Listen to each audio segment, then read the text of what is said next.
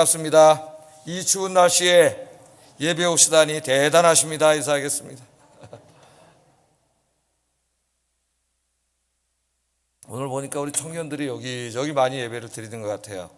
그냥 조 나이 때에 더 어렸을 때였을 거예요. 아마 20대 간 넘어서 말씀이 갈망이 있어가지고 이제 제가 다니던 교회에서는 별로 말씀의 은혜를 충족을 못 받아가지고 가끔씩 저 영락교회 가서 그 당시에 박조준 목사님 설교를 들었어요. 수요일날.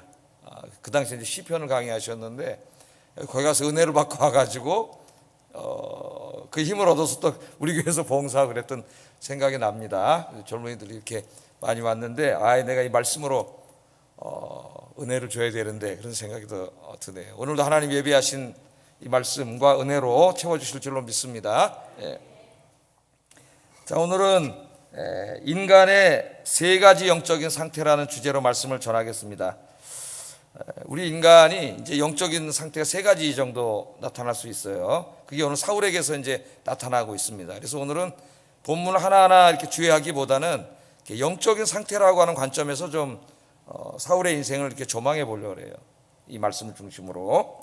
자, 어떨 때는 여러분 내가 막 주님을 위해서 진짜 막 무엇인가 하고 싶고 헌신하고 싶고 그죠? 막 내 인생을 다 드리고 싶고 그런 막 주님을 향한 마음이 불타오를 때가 있습니다. 어떨 때는 막 만사가 귀찮아지고 그냥 하기는 하는데 아무 기쁨도 없이 그냥 또 그 일을 하는 이유가 오직 나를 위해서 그런 마음을 할 수도 있어요. 근데 그것만도 그래도 좀 괜찮은데 어떤 때는 진짜 예배 드리기도 싫고 봉사하기도 싫고 마음속에는 다 꼴보기도 싫고 누가 어떻게 좀 열심히 봉사를 하려면 시기하고 질투하는 마음이 생기고 막 미움이 생기고 내 마음이 막 이렇게 막 요동칠 때가 있죠. 있어요, 없어요? 하루에도 이 세 개가 다 나타날 수 있습니다. 이 세 가지가 하루에도 다 나타날 수 있어요, 내 아이에게. 근데 어떻게 보면 이제 평생 동안 이게 계속 나타납니다. 세 가지 영적인 상태가 있는데 사울 왕에게 이제 이것이 다 나타나요. 세 가지 상태가. 첫째는 성령에 의해서 지배를 받을 때입니다. 성령이 나를 통치하실 때, 성령 충만할 때 그때이고, 두 번째는 성령 충만을 다 잊어먹어 가지고 성령님은 내 안에 계신데 내 이성이 그냥 예수 믿기 전 때 비슷하게 내 이성이 나를 지배하는 상태, 두 번째 상태예요. 세 번째 상태는 악한 영인 사탄이 구원받지 못한 육신을 통하여 나를 내 마음을 막 휘두르는 거죠. 휘잡고 요동치게 하는 상태입니다. 세 가지 상태가 우리 마음에 있을 수가 있어요. 목사의 마음에도 그럴 수가 있어요. 어떨 때는 막 진짜 주님을 위해서 죽을 수도 있을 것 같고 주님의 은혜 생각만 해도 막 눈물이 나고 나에게 이렇게 나 같은 사람에게 이런 일을 맡겨주신 게 너무 감사하고 막 이 목숨 다 바치려고 그렇게 하다가 또 어떨 때 좀 힘들으면은 모든 걸 인간적으로 생각할 때도 있습니다. 이 목회가 하나님의 영광을 위하여 또 한 성도 한 성도를 사랑하는 마음으로 말씀으로 양육하고 주님 앞에 훌륭한 하나님의 백성을 키우려는 게 목표가 아니고 어떻게 좀 교회를 키워가지고 좀 내 이름을 내고 내 명예가 좀 올라가고 이성적이죠. 이성이 지배할 때 그렇게 되죠. 그런 상태가 있을 때도 있고 어떨 때는 막 마음이 요동칠 때도 있어요. 목회자의 마음속에도. 그래서 늘 깨닫죠. 그래서 기도해야 됩니다. 그 누구도 기도하지 않으면 흔들려요, 마음이. 하나님이 우리에게 원하시는 상태는 항상 성령 충만한 상태죠. 성령 충만하신 여러분 되기를 주의 이름으로 축복합니다. 행복하고 싶죠? 돈 많이 벌면 행복할까요? 돈 조금 있어도 잠깐 행복할 수 있습니다. 약간 세상에 행복할 수 있어요. 세상 일이 잘 돼도 그럴 수 있습니다. 그러나 정말 진짜 백의 행복, 영원한 행복, 그 행복을 누리면서 살려면은 성령 충만하시면 돼요. 그러면 행복해진다. 자, 오늘 이제 사울을 좀 세 가지 영적인 상태로 좀 분리를 해보려고 하는데, 첫째는 성령께서 사울을 지배하실 때입니다. 그러니까 신약의 용어로 말하면 성령 충만할 때예요. 여러분, 저 사도 바울이 에베소서 5장 18절에 술 취하지 말라 이는 방탕한 것이니 성령의 충만함을 받으라 그렇게 말을 했죠. 그러니까 술 취함과 성령 충만함을 이렇게 마주서게 했어요. 그러니까 뭔가 여기 유사점이 있는 거죠. 이걸 두 개를 이렇게 마주서게 했으니까 술 취하는 것과 성령도 취한다 그러면 말이 이상하잖아요. 그러니까 성령 충만함으로 얘기를 했습니다. 성령 충만함이 있죠. 여러분 저 술을 안 마셔보셨겠지만은 물론 이제 늦게 예수 믿으신 분들은 아마 이제 젊었을 때 마셔보신 분들도 있을 거예요. 술을 마시면 이제 어떻게 돼요? 술에 취합니다. 한 잔, 두 잔으로 술이 끝나지 않아요. 술은 자꾸 마셔서 이제 취하게 되면은 그다음부터는 내가 술을 지배하는 게 아니고 내 안에 들어가 술림이 나를 지배하기 시작하셔요. 술이 통치를 하죠. 그래서 얌전하고 말도 없던 사람이 갑자기 술이 취하면 막 말이 많아지고 언성이 높아지고 막 그죠? 용기도 없고 남하고 절대 다투지도 않고 사는 사람이 술 취한 다음에 막 시비 걸어서 싸우고 막 그 용기가 나가지고 막 아와자라 욕하고 막 이렇게 되잖아요. 그러니까 술이 그 사람을 변화시키는 거죠. 술이 들어가면 그 알코올 성분이 그 사람을 변화시킵니다. 알코올이 지배하게 되는 거예요. 이것과 성령님이 우리 안에 들어오셔서 우리를 변화시키는 것과 매우 흡사해요. 그렇기 때문에 술 취함과 성령 충만함을 대꾸시킨 거예요. 말씀 속에 술 취하지 마라. 성령의 충만함을 받아라. 성령이 충만하다는 건 뭐예요? 여러분 알코올이 여러분 안에 들어가서 알코올이 내 혈관을 탁 타고 그냥 완전히 안에 들어갔을 때를 술 취한다. 다른 말로 하면 술 충만이에요. 술 충만. 성령 충만은 우리 예수 믿는 사람들에게는 다 성령님 찾아오시죠. 내 안에 있는 성령님이 나를 온전히 통치하심이에요. 온전히 지배하심. 우리가 자꾸 죄 짓고 세상으로 나가면 성령님이 나를 온전히 지배하시지 못해요. 방해를 받습니다. 물론 하나님은 강압적으로 나를 지배하실 수 있지만 그렇게 하지 않으세요. 하나님 우리에게 자유의지를 주셨어요. 자유의지를. 그래서 우리가 자꾸 세상으로 나가고 죄 짓고 그러면 성령님이 나를 지배하시는 걸 방해하기 때문에 거의 이제 예수 믿지 않는 사람의 상태로 가는 거예요. 우리가. 그래서 이 성령 충만은 성령님이 정말 술이 나를 알코올이 내 몸을 다 이렇게 완전히 혈관을 다 장악하고 내 뇌를 다 장악하는 것처럼 성령님이 완전히 나를 장악하시는 거죠. 그래서 성령님이 나를 이끌어 가시는 거예요. 술 취하면 술이 이끌어 가고 성령 충만하면 누가 이끌어 가신다고요? 성령님이 이끌어 가시는 상태예요. 그래서 우리 그리스도인들은 항상 성령 충만함을 받아야 됩니다. 여러분이 예수 믿으면은 우리가 예수 믿고 구원받을 때 그때 모든 사람에게 성령이 임하세요. 신약 시대는 구약 시대하고 달라요. 성령님이 오시면 떠나가지 않습니다. 사울은 떠나갔어요. 구약 시대는 떠나가셨어요. 그러나 신약 시대는 떠나가지 않아요.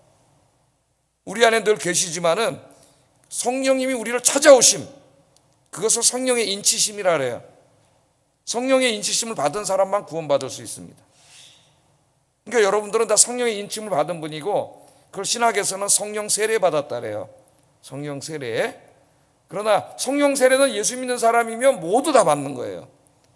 그래서 우리 눈에는 안 보여도 하나님이 다 인치해 놓으셨어요. 여러분 하나님의 소유로. 마귀는 다 보고요. 제가 그랬죠. 진짜 신내림 무당은 다 본다고. 귀신이 그 안에서 다 보고 있어요. 이거 가짜 그리스도인인지 진짜 그리스도인인지 여러분 다 알아요. 무당은.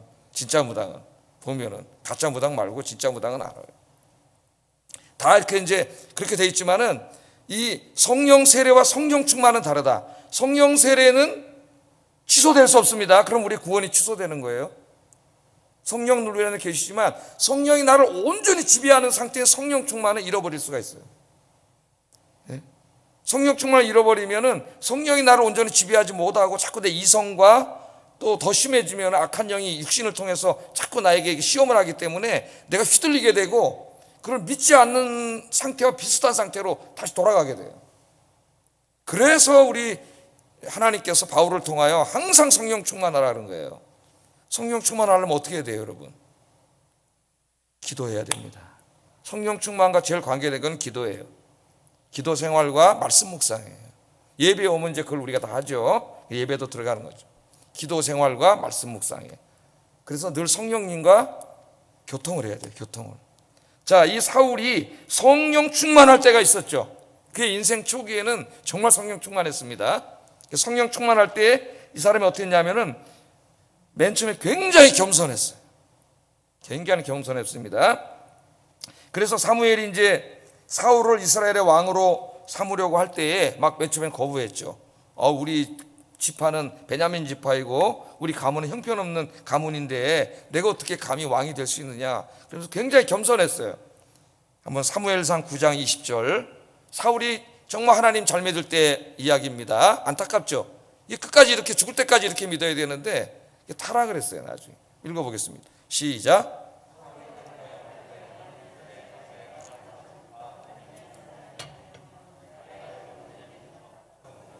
가장 미약하지 아니하나이까 당신이 어찌하여 내게 이같이 말씀하시나이까. 네? 왕으로 기름 부어준다 그러는데 교만해져 가지고 그렇지 내가 이스라엘에서 최고지, 내가 당연히 왕이 돼야지, 내가 왕감이야, 그런 게 아니라 나는 자격이 없는 사람입니다. 그러니까 성령 충만한 사람에게 나타나는 그 인간의 모습은 겸손이에요. 겸손. 그러니까 교만하다, 오만하다, 거만하다, 이것은 그 사람이 성령 충만하지 못하다는 걸 보여주는 거예요. 그래서 성령 충만한 사람은 다시 말하면 늘 기도하고 말씀을 묵상하는 사람이죠. 그 사람. 그런 분들하고 만나서 대화를 하고 같이 일을 하고 봉사를 하면은 항상 어때요? 예? 항상 마음의 위로를 받아요. 항상 겸손하잖아요. 나도 저런 분은 본받아야 되겠다, 그런 생각이 들죠. 나중엔 진짜 왕으로 세워놨을 때는 사람들이 찾았죠. 왕이 어디 계시냐고 그랬더니 왕이 없어졌네? 어디 갔나 봤더니 어디 있어요? 저 짐짝대에 가서 숨었어요. 덩치는 남산만한 사람인데 거기 가서 숨어가지고 이렇게 있을 정도로 정말 그 겸손한 사람이었습니다. 겸손하다는 거 하나에 그 사람의 그 인격과 그 품격이 다 드러나는 거예요. 겸손하다는 말이 그냥 겸손하다 그런 말이 아닙니다. 그 사람의 인간됨이, 하나님의 형상대로 지음받은 인간됨이 거기에 다 드러나는 거예요. 그래서 겸손한 사람을 만나면 굉장히 기분이 좋아요. 거만한 사람을 만나면 굉장히 기분 상하고 한마디 한마디가 자존심 박박 상하고 기분이 나빠지죠. 성령 충만한 이 사울은 겸손했다. 그래서 여러분 성령 충만하셔서 누구보다도 주의 일을 많이 하시지만 늘 겸손하신 여러분 되기를 주의 이름으로 축복합니다. 자, 두 번째로 성령 충만할 때 사울은 하나님을 위하여 분연히 일어났습니다. 목숨을 걸고 하나님을 위하여 일어났어요. 그래서 성령 충만한 사람의 특징 중에 하나가 뭐냐면은 주님을 위해 열정이 생기고, 주님을 위해서 내가 이제 뭔가 드려야 되겠다, 뭔가 주님을 위해서 내가 일해야 되겠다 하는 이런 그 영적인 에너지가 확 일어나요. 성령 충만하면은. 성령 충만을 잃어버리면 다 꺼져가지고 다 귀찮아지고 힘들고 이제 간도해야 되겠다 이런 생각이나 들고 억지로 하고 이렇게 되는 거죠. 그래서 성령 충만할 때 어떤 일이 벌어졌어요? 그 암몬 군대 나하스가 군대를 이끌고 쳐들어왔죠. 쳐들어와서 모욕적인 말을 했죠. 눈을 다 빼놓겠다고 막 모욕적인 말을 막 했습니다. 그때에 이 사울이 33만의 이스라엘 군대를 소집해가지고 그것도 소를 잡아서 각을 떠가지고 12지파에게 보내면서 참여하지 않는 지파는 이와 같이 될 것이다. 그런 사람이 아니에요. 원래 저 집착대에 가서 숨던 사람인데, 성령 충만하니까 하나님을 모독하는 저들을 가만히 둘 수 없다 해가지고 일어나가지고 사울이 그렇게 훌륭한 사람이었어요. 군사를 모아서 싸웠는데 이 내용이 이제 사무엘상 11장 6절 8절 한번 읽어보겠습니다. 시작.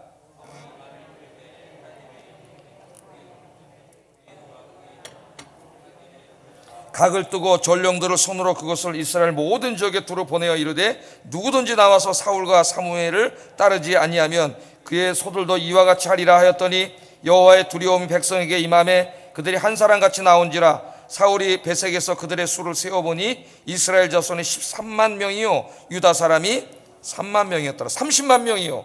그러니까 총 33만 명의 군대를 모은 거예요.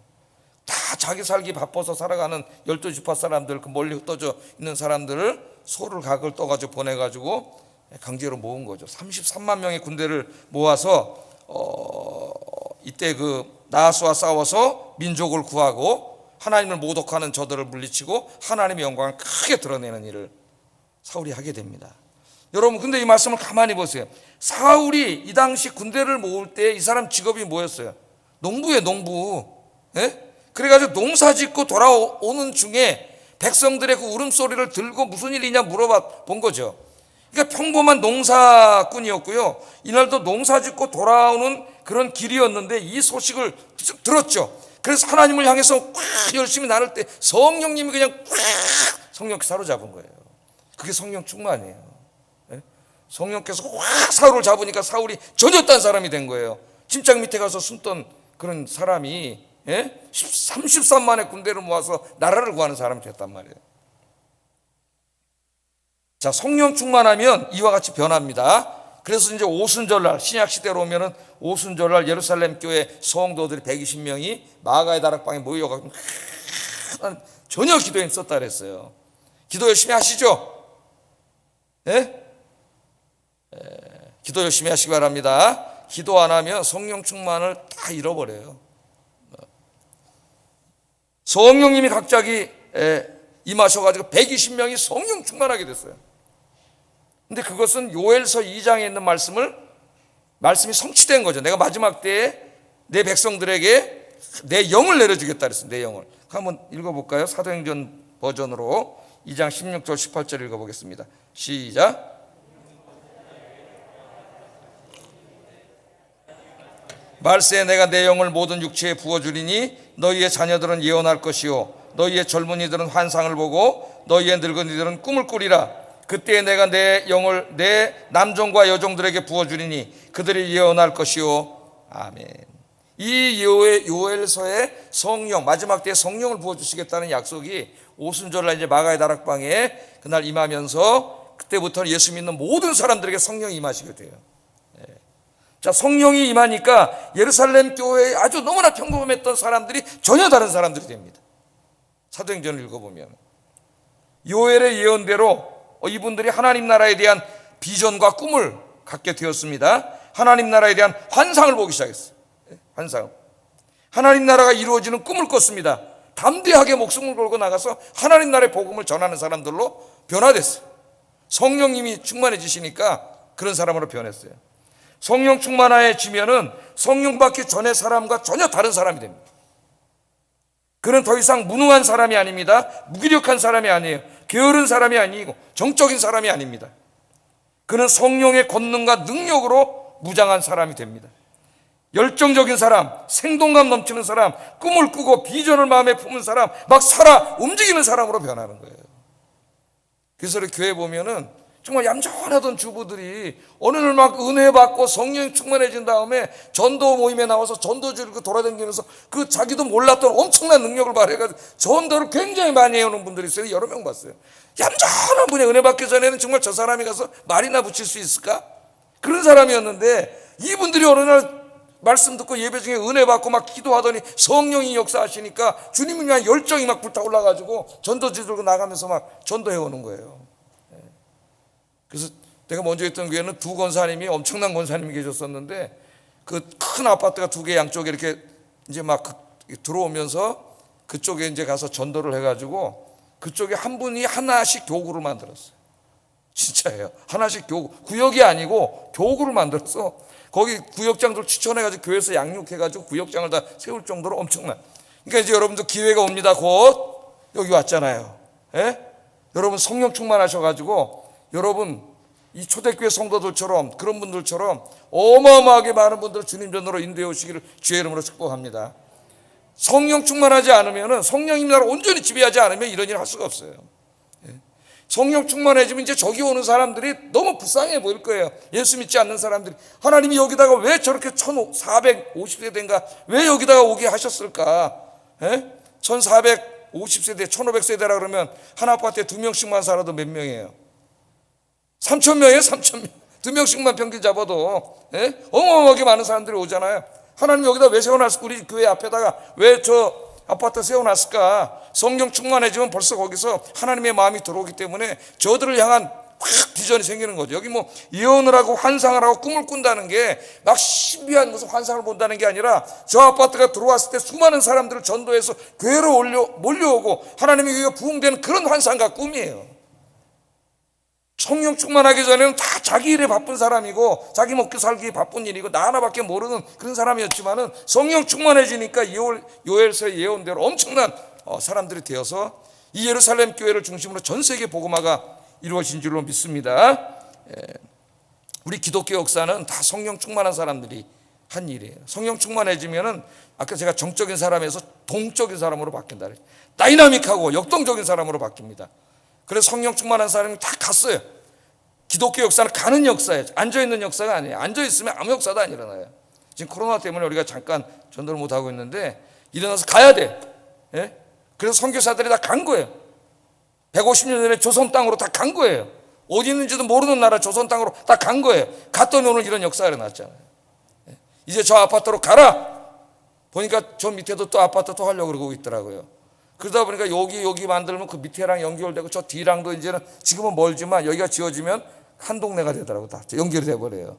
예? 하나님이 여기 큰 어장을 여기다가 이제 이렇게 주셨는데 여러분들 성령 충만해서 이 꿈과 비전을 가지고 주일마다 저 사람들을 전도해서 교회로 오는 환상과 꿈과 비전을 가지고 여러분 기도하면서 이 사역을 잘 감당하시기를 주의 이름으로 축복합니다. 자, 세 번째, 성령 충만할 때 사울은 어떤 모습을 보였냐면 모든 영광을 하나님께 돌리고 다 하나님을 찬양하고 경배하는 일에 힘썼어요. 자, 사울이 암몬을 이긴 후에 제일 먼저 무슨 일을 했습니까? 공부한 거 기억해 보세요. 사무엘과 온 백성들이 함께 가서 하나님께 감사 예배를 드렸어요. 이게 성령 충만한 사람의 모습이에요. 사무엘상 11장 15절 읽어보겠습니다. 시작.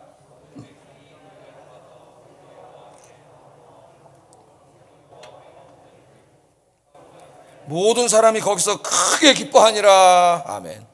암몬한테 이긴 다음에 자기가 왕이 돼서 처음으로 전쟁에 이기고 얼마나 자기를 내세우고 싶겠습니까? 인간이 얼마나 어리석은지. 우리 목사라는 사람들도 뭐가 좀 잘 되면 자기를 내세우려고 그러고 막 광고도 해요. 요새 광고도 하고 막 내가 우리나라의 최고의 목사다 막 이런 어리석은 노름에 빠지는 거죠. 어떤 분은 성공한 다음에 은퇴하면서 교회 안에다가 자기 고향집을 미니어처로 만들었다는 얘기를 듣고 깜짝 놀라서 뒤집어지는 줄 알았어요. 제가 깜짝 놀랐어요. 목회를 잘 평생 해왔는데 나중에 다 타락해버린 거예요. 그 모습이. 성령 충만한 사람은 이 다 누가 한 거예요? 하나님께 영광 돌리는 거죠. 다 하나님이 하신 거예요. 그래서 하나님께 영광 돌립니다. 그런데 사울 왕이 나중에 하나님의 영이 떠난 다음에는 어떻게 했어요? 승전비 세우는데 바빴다 그랬지. 그죠? 사무엘이 찾아왔을 때도 없었잖아 여기. 왕 어디 갔냐 그랬더니 지금 승전비 세우러 갔습니다. 전쟁을 해서 하나님이 이기게 하셨잖아. 이기게 하셔 하나님께 감사 예배를 드리던 사람인데 이제 교만해져 가지고 성령이 떠나시니까 남은 건 자기 영광밖에 없어요. 가는 데마다 승전비 세워서 사울왕 세워놓고 우리 역사를 보면 전적비들이 많죠. 뭐 광개토대왕 전적비 다 그거 뭐예요? 왕이 자기를 확 높여 놓는 거 아니에요. 고린도 교회도 우리가 공부하다 좀 중단하고 있지만은 그 지도자들이 다 자기를 높이잖아요. 자기를 자랑하고 자기 추종자들을 모으고 자기 파당을 만들고 자기를 자랑해요. 그래서 고린도전서 1장 31절에 보면 사도 바울이 자랑하는 자는 주 안에서 자랑하라. 그 말은 주님을 자랑하라. 너를 자랑하지 말고 너를 통해서 역사하신 주님을 자랑해야지 왜 너를 자랑하냐. 그게 벌써 이미 타락한 모습이에요. 고린도전서 4장 7절 한번 읽어보겠습니다. 시작. 받지 아니한 것이 무엇이냐? 내가 받았은즉 어찌하여 받지 아니한 것 같이 자랑하느냐?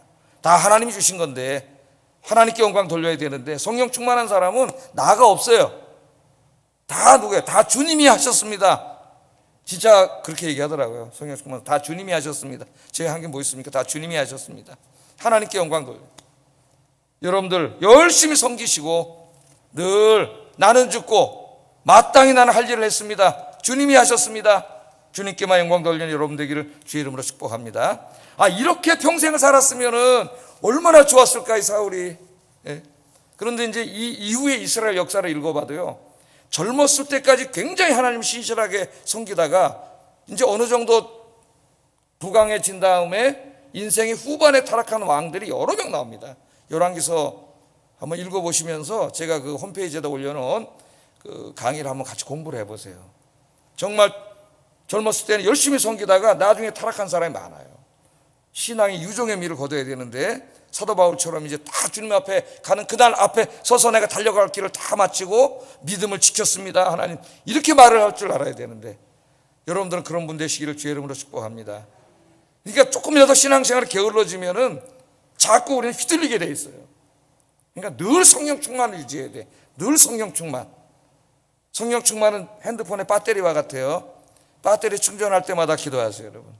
배터리 충전합니다. 배터리만 충전하는 어리석은 자가 되지 않게 하시고 성령도 충만하게 하여 주시옵소서. 배터리 저는 맨날 100%예요. 100%. 오늘 저 시계를 안 차갖고 와가지고 내가 이걸 여기다 넣고 왔는데 항상 100%. 90% 내려가면은 저는 충전을 해요. 항상 90 이상이에요. 항상. 예? 그때마다 야, 핸드폰은 채울 줄 알면서 네 영은 채우고 있냐? 네 영은 성령으로. 예? 성령 충만하신 여러분 되길 주의 이름으로 축복합니다. 그럼 내 머릿속에 마음속에 항상 주님을 향한 꿈과 비전과 환상이 내 마음속에 있고, 내가 주님을 위해서 뭔가 하고 싶은 마음, 예? 참 코로나 때문에 내가 노방전도 하고 싶은데 주님, 내가 지금 이 코로나 때문에 못하고 있습니다. 하나님 아버지, 속히 코로나를 치유해 주세요. 기도가 달라져요. 기도가 그냥 이제 힘들어 죽겠는데 하나님 코로나 좀 낫게 해주세요, 이게 아니고, 우리 주일학교 어린이가 그렇게 썼어요. 기도 제목에다가 코로나 싹 치료해 주셔가지고 마스크 벗고 찬양하게 해주세요. 그게 몇 학년이지 지금? 4학년, 5학년인가 4학년인가 그럴 거예요. 한 집 딸만 또 내가 칭찬해 주면 그러니까 내가 얘기하는데, 그렇게 써놨어요. 여러분들 이렇게 기도하셔서 정말 이 마음속에 늘 주님을 향한 그 비전이 불타면 행복해진다니까요. 제가 지금 그 빅터 프랭클이 쓴 책들을 이제 옛날에 아주 오래전에 읽었다가 요새 또 새로운 것들이 몇 권 나와가지고, 그분은 돌아가셨지만 이제 그 제자들이 번역 안 된 책들 이런 거 번역해서 다시 읽고 지금 굉장히 자세히 공부하고 있는데, 옛날보다는 이해도가 훨씬 높아져가지고 훨씬 더 이해가 잘 되더라고요. 전 뭐 심리학을 공부한 사람은 아니기 때문에. 가장 중요한 게 뭐냐, 인간의 행복을 추구해? 행복을 추구하는 한 행복할 수 없어요. 그 행복은 언제 오는 거냐? 의미가 충족됐을 때 온다는 거예요. 그 의미가 뭐예요? 내 인생에 가장 가치 있는 일, 내가 살아야 될 이유, 그걸 찾고 그걸 발견한 다음에 그 일을 위해서 자기의 모든 걸 바칠 때 행복은 따라오는 부산물이다, 그렇게 얘기합니다. 그게 행복의 부산물이에요. 주님을 위해서 정말 이 비전과 환상과 꿈을 갖고, 여러분 그걸 찾아야지 빨리. 의미는 누가 찾아주는 게 아니라래요. 의미는 그냥 생각하는 게 아니에요. 의미는 내가 찾는 거예요. 그래서 저도 열심히 찾았어요. 내가 목회하는 의미. 이전부터 생각하고 있지만 또 확고히 이 책을 읽고 공부하면서 그 의미를 내가 딱 찾고, 그것을 위해서 내가 죽을 때까지, 그 진정한 가치 있는 의미를 찾으니까 죽을 때까지 할 일이 있더라고. 주님 앞에 내가 목회해서 크게 해가지고 내 이름을 좀 내야지. 그럼 70밖에 안 가요. 그러면 90까지 20년은 뭐하고 살 거야? 그 다음에 은퇴해가지고 하고 살 거야? 그건 왜냐하면 진정한 의미가 아니에요. 성공은 의미를 찾는 데 실패한 자들이 추구하는 게 돈, 권력, 그 다음에 쾌락이라 그래요. 세상의 쾌락. 그건 의미가 될 수 없는 거예요. 궁극적으로 주님 안에서 궁극적인 내 삶의 의미, 내가 그것을 위해서 살아야 하고 죽어야 될 그런 가치를 열심히 한번 기도하며 찾아보세요. 그래서 죽을 때까지 여러분의 삶이 의미가 있어지고, 그 일을 위해서 내가 하나하나 실천해 나가고, 또 그 일을 더 잘하기 위해서 자기 개발도 하고 그럴 때 행복해지는 거예요. 하루하루가 가슴이 설레고 행복한 여러분 되기를 주의 이름으로 축복합니다. 자, 두 번째, 이 성령 충만하던 사울이 이제 그 성령의 충만함을 잃어버리고 이성이 지배하던 때가 있어요. 이성. 보통 인간이 이성적인 동물이라 그러잖아요. 계몽주의 이후에. 그 사람들 하나님을 안 믿었으니까 인간은 위대한 존재다, 이성적인 존재다, 이성이 지배하는 존재다, 하나님이 어딨냐, 그런 어리석은 거 믿지 말고 인간의 이성이 위대하다, 인간은 만물의 영장이다, 이성. 그래서 하나님 끄집어내리고 하나님 자리에다 이성을, 인간의 이성을 갖다 앉혀놨어요. 그게 지금 현대사회 현대인들이에요. 근데 사울에게 보면은 사무엘상 16장 14절에 보면은, 한번 읽어보겠습니다. 이 사람에게 어떤 일이 벌어졌는지. 시작. 여호와의 영이 사울에게서 떠났다. 신약시대에는 떠난다 그랬어요? 안 떠난다 그랬어요? 신약시대에 하나님에게 떠나지 않습니다. 떠나시면 우리 구원받지 못한다 그랬어요. 그러니까 떠나지 않아요. 그러나 내가 경건생활을 게을리하고 자꾸 세상에 나가서 기웃거리면 성령이 나를 지배하는 것을 잃어버릴 수 있다 그랬죠. 그걸 방해한다 그랬죠. 성령 충만하지 못할 수 있다 그랬어요. 좀 구분해야 되지만 결과는 비슷합니다. 결과는. 자, 하나님이 영이 떠난 후에도 사울은 여전히 왕이었어요. 그 이후에 계속 하잖아요. 전쟁도 하고 정치도 하고 다 합니다. 그러나 성령이 충만할 때는 이 모든 일이 뭐였어요? 하나님의 사명을 감당하는 거였어요. 그 가나안 땅에다 하나님의 나라를 이루고 온 백성들과 함께 하나님을 예배하고 율법의 말씀대로 순종해 살고, 그렇게 함으로 열방들을 하나님께로 인도하는, 그러니까 사울이 하는 전쟁과 정치와 모든 것들은 거룩한 것이었습니다. 신성한 것이었어요. 이제 사울도 그걸 알았어요. 성령 충만할 때는. 그러니까 하나님이 뜻대로 했죠. 그런데 이제 성령이 떠나가시고 이성적인 존재가 되고 보니까 이 모든 게 세속화된 거예요. 이성이 지배하면은 모든 게 세속화가 됩니다. 그럼 제가 아까 말했듯이 목사가 성령 충만하지 못하고 제가 세속화되면은 목회를 통해서 내 영광, 나의 시련, 내가 유명해짐 이거밖에 안 남아요. 그럼 내가 유명해지기 위해서 성도들을 부려먹는 것밖에 안 돼. 부격자들 부려먹고 이런 것밖에 안 되는 거예요. 이성적인 사역이 되면 세속화돼. 그 교회 사역도 다 세속적이 되고, 교회 뭐 어떤 데는 뭐 헌금을 가지고 펀드에다가 뭐 하고, 뭐 언제 하나님 펀드에서 그 돈 벌어가지고 그걸로 하나님이 하라 그랬어요. 하나님의 일은 여러분이 내서 하는 거예요. 여러분이 돈 벌어서 여러분이 감사한금 내고 11조 내고 여러분의 돈으로 하는 거예요. 뭐 하나님의 돈을 어디다 땅 사놓고 땅값 오른다, 이게 무슨 일이에요? 교회가 원래 하나님의 돈은 다 써야 돼요. 다 죽어 써야 돼. 뭐 있으면 안 돼. 시험 들어요. 1년 1년 계획 세워가지고 좀 미래를 위해서 준비한 다음 좀 저축할 필요도 있지만은 우리가 그런 생각을 해야 됩니다. 안 그러면 교회 사역이 다 세속화될 수가 있어요. 그러니까 이 사울이 왕 노릇하면서 맨 처음에 하나님의 일을 위해서 한다고 생각하다가 다 이제는 없어지니까 자기만 남은 거지, 이성적으로만 생각하고 판단하는 거예요. 나중에 신약 시대에 오면 바리새인 같은 사람들 보세요. 기도할 때에도 위선, 구제할 때에도 위선, 신앙생활의 그 거룩한 모든 게 위선이야. 왜 그랬을까요? 왜 그랬다 그랬어요? 우리 마태복음 공부할 때 공부했죠, 새벽에. 유대 사회는 종교 사회입니다. 사람들에게 가장 존경받는 사람이 경건한 사람이에요. 그러니까 존경받고 싶었어요, 이 사람들. 그런데 경건한 사람은 아니야. 그러니까 거짓말하는 거예요. 기도 안 해요, 이 사람들은. 그런데 사람들이 보는 데서는 기도하는 모습을 보여줘야 존경을 받아. 그러니까 3시에 성전에서 나팔 부는 시간 기다렸다가 시장에 나와 3시면 다 나와 있어요, 바리새인들이. 그래야 탁 바리새인들 손을 들고 기도하죠, 하늘을. 사람들이 보면 다 이렇게 기도하는 사람들은 바리새인들이에요. 그래 속은 거예요. 사람들이 굉장히 존경했죠. 저 사람들은 다 기도하는데 그 다음에 집에 가서 기도할까? 기도 안 해요. 그래서 하나님이 사람에게 보이려고 하지 말고 네 골방에 들어가서 기도하라는 게 그 말입니다. 하나님 앞에 진실하게 기도하는 거지. 이 경건한 모든 신앙생활도 다 세속화 시켜버렸어요. 여러분, 나의 삶도 그렇게 될 수가 있습니다. 자, 첫 번째는 이성이 지배할 때는 모든 신성한 것들이 세속화됐다는 거예요. 우리가 그렇게 되면 안 되겠죠. 하나님의 교회라는 걸 잊으면 안 되겠습니다. 두 번째, 이성의 지배를 받을 때는 사울이 모든 걸 이성적인 한계에 갇혔어요. 이제는 인간의 이성으로만 판단하는 거예요. 그래서 블레셋과 전쟁을 하는데 두려워지고 무서워지고, 블레셋에 또 골리앗을 보니까 더 무서워져서 꼼짝도 못한 거예요. 왜? 성령 충만할 때는 암몬왕 나하스가 쳐들어왔을 때 무섭지 않았어요. 훈련된 군인도 없었는데 각을 떠서 보내가지고 33만을 모아가지고 그냥 싸운 거예요. 성령 충만했을 때는. 하나님의 영이 떠나버리고 이성만 남으니까 모든 걸 이성으로만 판단하는 거예요. 이성으로만. 그러니까 이길 수가 없는 거예요. 저 골리앗은 이길 수가 없고, 다윗이 나가서 싸운다 할 때 너는 안 된다는 거예요. 못 싸우면 되는 거죠. 자, 한번 말씀 읽어볼까요? 한번 읽어보겠습니다. 시작.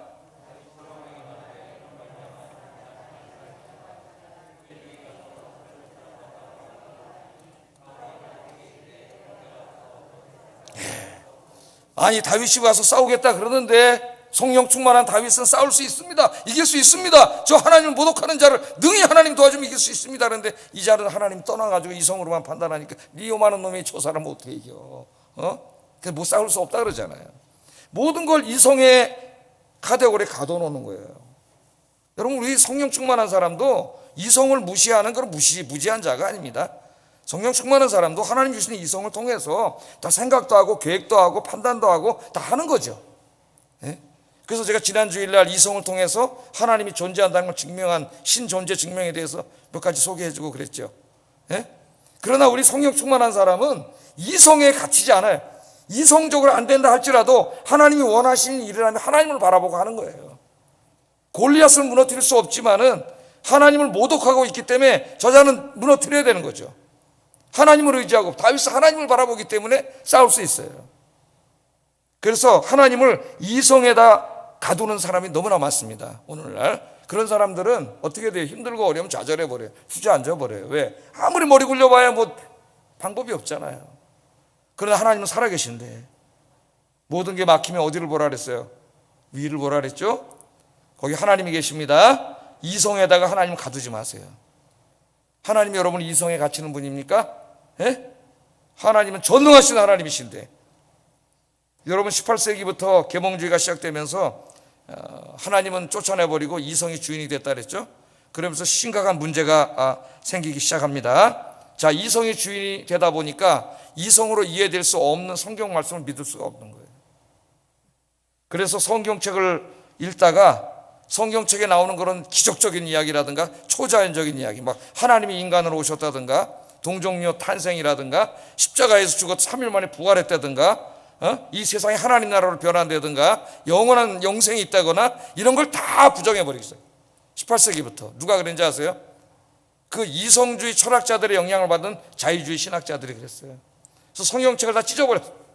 찢었다는 건 진짜 찢었다는 게 아니라 성경에서 하나님이 행한 기적의 이야기들은 다 이거 꾸며낸 이야기, 예수님이 행한 기적의 이야기도 다 꾸며낸 이야기 다 끄집어내놓고 보니까 예수님은 그냥 윤리 선생님이에요. 착하게 살아라 한 윤리 선생님, 하나님의 아들이 아니고. 이렇게 논문과 책들이 계속 나와갖고 지금 도서관에 꽉 차고 있습니다. 여러분, 저 서양에 가서 공부하려고 그러면은 예수님에 대해서 공부할 때 전맨 이런 책들밖에 없어요. 대부분이 이성이 주인이 되니까 하나님의 영광을 몰아내는 거죠. 최근에는 막 뭐 또 이 진화론을 너무 신봉해가지고 유신 진화론이라고 해가지고 하나님이 창조한 거는 믿는다 그래요, 그 사람들은. 그런데 성경 말씀대로 첫째 날, 둘째 날, 셋째 날, 넷째 날, 다섯째 날, 여섯째 날 종류대로 하나님이 다 이렇게 이 모습대로 창조한 게 아니고, 저 진화론자들이 주장하듯이 빅뱅의 그 특이점, 그걸 창조했대요, 하나님이. 그리고 그 안에 설계도를 다 집어넣어가지고 그게 폭발해가지고 지금처럼 137억 년 지나가지고 또 지구에 38억 년 지나가지고 다 되도록 하나님이 창조했다고는 어처구니 없는 유신진화론을 주장을 하는 자들이 있습니다. 근데 또 신학자들이 몇 명이 또 거기 영향을 받아가지고 또 그런 책들을 써내고 있어요. 굉장히 지금 사람들, 우리 성도들 혼란스럽게 하고 있고, 이 유신진화론이 또 몇몇 사람들, 목사들이 신봉하는 사람들이 들어와서 막 떠들어대가지고 그럼 창세기 1장, 2장, 3장의 말씀 뭡니까? 그거는 신화래요, 신화. 신화적인 언어로 기록했거나 그거는 시적인 언어로 기록했다고 그래요. 증거도 없어요. 또 그것도. 그러면서 신화를 문자적으로 해석하면 안 된다 그래요. 상징적으로 해석해야지. 성경을 다 부정해버려요. 성경의 역사적 기록을 창세기 12장부터라고 하는 이 얼토당토하는 이야기를 하면서 이런 뭐 유신진화론 이렇게 붙여가지고 얘기합니다. 이걸 제일 먼저 얘기한 사람이 그 콜린스라고 영국의 생물학자예요. 근데 그 사람이 쓴 신의 지문인가? 내 책을 가지고 있어요. 모르고 내가 2권이나 사가지고 정독을 했어요. 이 사람 뭘 주장하나? 철저한 과학자인데 자기는 진화론이 너무 진리라고 믿는 거예요, 생물학자로서. 근데 또 자기는 독실한 그리스도인이에요. 하나님이 존재하심을 믿어. 이 두 개가 조화가 안 되는 거예요. 그리고 혼자 고민하다 하나님은 진화의 메커니즘을 창조했다 이렇게 주장을 해가지고 여기에 영향을 받아갖고 지금 혼란스러워졌어. 그러니까 하나님은 전능하시잖아요. 말씀 한마디로 우주를 다 하나님께서 창조하신 분이신데 그 하나님을 몰아내고 인간의 이성으로만 딱 생각하니까 저 성경의 이야기들은 믿을 수가 없는 거죠. 이게 지금 몇백 년을 지내오면서 유럽의 기독교를 다 무너뜨리고 유럽의 젊은이들을 교회에서 다 떠나게 만들었어요. 우리가 조심해야 됩니다, 지금. 그래서 우리 청년들이 이렇게 교회 와가지고 수요일날 예배드리고 말씀을 듣고 이게 굉장히 중요해. 내 청년들이 있기 때문에 더 얘기하는 거예요. 이 말씀 가르치는 거예요. 여러분, 하나님은 살아계십니다. 이성도 하나님이 주신 선물이기 때문에 사용해야 되지만 이성을 통해서 저도 설교 준비하잖아요. 근데 이성만 가지고 설교 준비하면 안 되는 거죠. 하나님 살아계셔요. 기도하면 성령님이 역사하시고. 그래서 여러분들은 이성에 의해서 움직이는 자가 아니라 성령에 의해서 움직이는 자, 성령 충만하여 성령의 인도하에서 이성을 사용하는 자가 되시기를 주의 이름으로 축복합니다. 우리 젊은 여러분 축복합니다. 여러분 시대에 여러분이 이제 앞으로 이런 이단들과 싸워야 돼요. 21세기의 가장 큰 거짓 선지자는 자유주의 신학이다. 신천지가 아니에요, 여러분. 신천지보다 더 위험한 게 자유주의 신학이다. 우리가 꼭 알아야 됩니다. 그래서 여러분, 저 이렇게 복음주의 신학을 공부한 목사가 하나님 말씀을 이렇게 복음주의적으로 가르치는 게 감사한 거예요. 할렐루야. 하여튼 제가 열심히 죽을 때까지 공부해가지고 열심히 설교하겠습니다. 자, 마지막에는 오늘 이제 본문에 나오는 사울의 모습인데 사탄에 의해서 막 휘둘리는 모습이에요. 그나마 이성에 의해서도 아니라 이성을 사탄이 장악을 해가지고 막 사탄에 휘두르는 모습이죠. 오늘 본문에 나오잖아요. 어떤 모습이에요? 이상한 사람으로 변했습니다. 예? 짐승처럼 변해가지고 어떻게 막 다윗을 죽이려고 하는 모습으로 나오죠. 사무엘상 16장 14절 한번 읽어보겠습니다. 시작.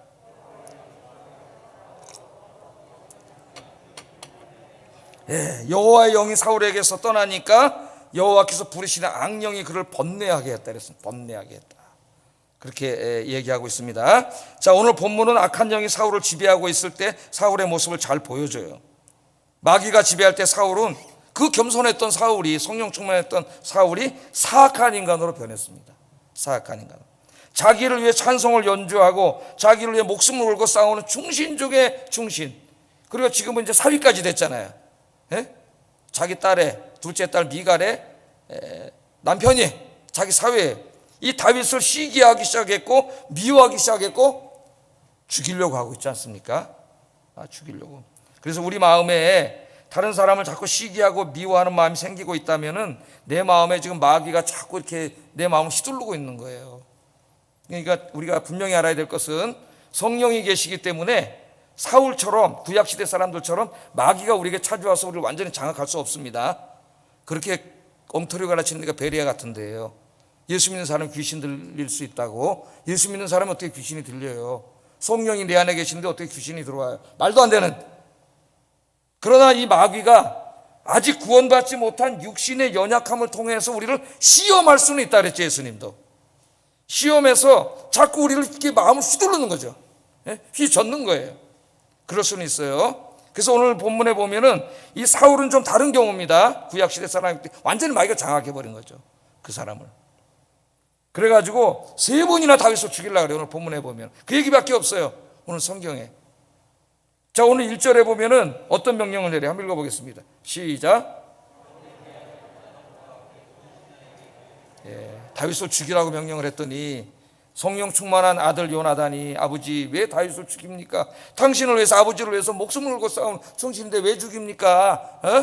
상을 줘도 부족할 텐데. 그랬더니 그때 또 이성이 돌아와가지고 그래 네 말이 맞다. 그러고 또 안 죽였죠. 본문에 나오잖아요. 그 이제 다윗이 또 들어와서 사울과 만나다가 전쟁이 나니까 또 전쟁에 나가서 탁 싸워가지고 성령 충만한 다윗이 승리를 거두고 딱 들어오니까 또 이 마음속에 뭐가 마귀가 탁 돌아 뭐를 부해를 질러놨잖아요. 어떻게 말하면 휘둘렀어요? 시기심을 또 휘둘렀죠.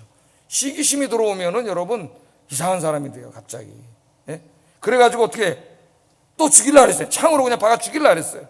9절 10절 한번 읽어보겠습니다. 시작.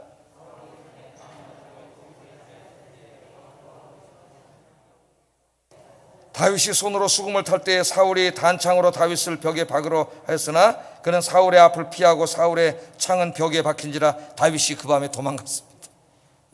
그러니까 이게 변덕이 죽을 듯한 거잖아요. 죽이려고 그랬다. 아들이 왜 죽입니까? 중신입니다. 맞아.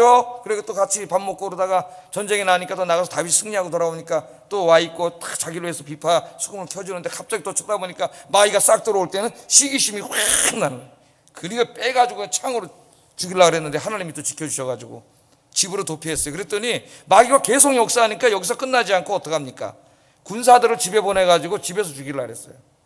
근데 차마 집에서는 못 죽이는 거예요. 왜? 집에 가면 누가 있어요? 자기 딸이 있잖아. 딸 미갈이 있잖아요. 미갈과 함께 있는데 죽일 수는 없잖아요. 그래도 아버지인데.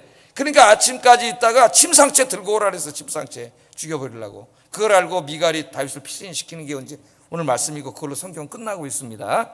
그러니까 이 마귀가 막 지배할 때는 이 마음이 막 휘둘려요.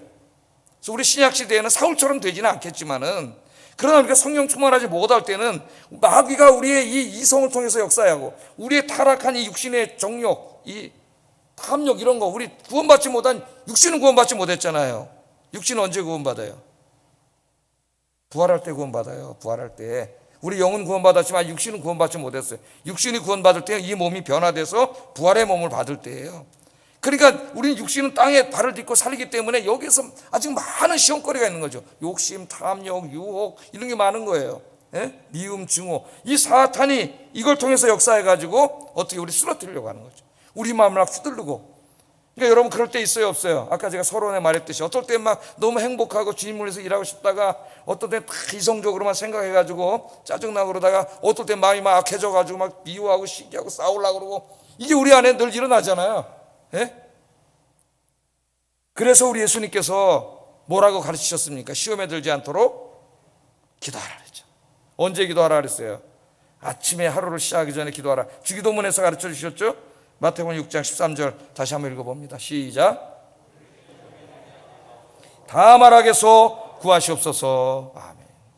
자, 제가 가끔 새벽기도 때 얘기하는데, 새벽기도 이제 설교 딱 하고 기도하고 은혜 받고 쫙 이제 싹 가는데 꼭 그때 누가 하나 갑자기 팍 차가 들어갖고 화가 확 나게 만든, 이런 내 은혜 받고 가다 이제 이런 하면은 이제 오늘 다 까먹은 거야. 아침에 용서하게 해주시고 사랑하게 해주시고 이러고 오다가, 그러니까 이게 수시로 마귀가 막 역사하고, 여러분도 집에 막 새벽 기도하고 집에 가셨는데 가니까 또 집에서부터 시험에 들 수도 있고, 예? 마귀가 항상 역사하기 때문에 마귀의 시험에 들지 않도록 늘 기도하라.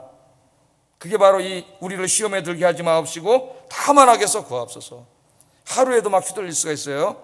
늘 아침마다 기도하시고 나가셔가지고 마귀에게 휘둘리고 그런 사람 되지 말고 성령 충만해서 성령님의 이끌리는 여러분 되기를 주의 이름으로 축복합니다. 예. 지금 여러분 얼굴 모습을 보니까 다 성령님에 이끌리는 분들이 되셨어요. 기도하겠습니다. 말씀을 생각하면서 기도하겠습니다. 늘 기도와 말씀 묵상의 삶을 통해서 성령 충만한 그런 상태가 되게 달라고 기도하세요. 두 번째, 성령 충만하여 마귀를 쫓아내고 마음의 평화가 가득한 삶을 살게 하소서. 세 번째, 성령 충만하여 교회와 복음과 하나님 나라를 위하여 나의 모든 것을 드리는 삶을 살게 하소서. 기도하겠습니다.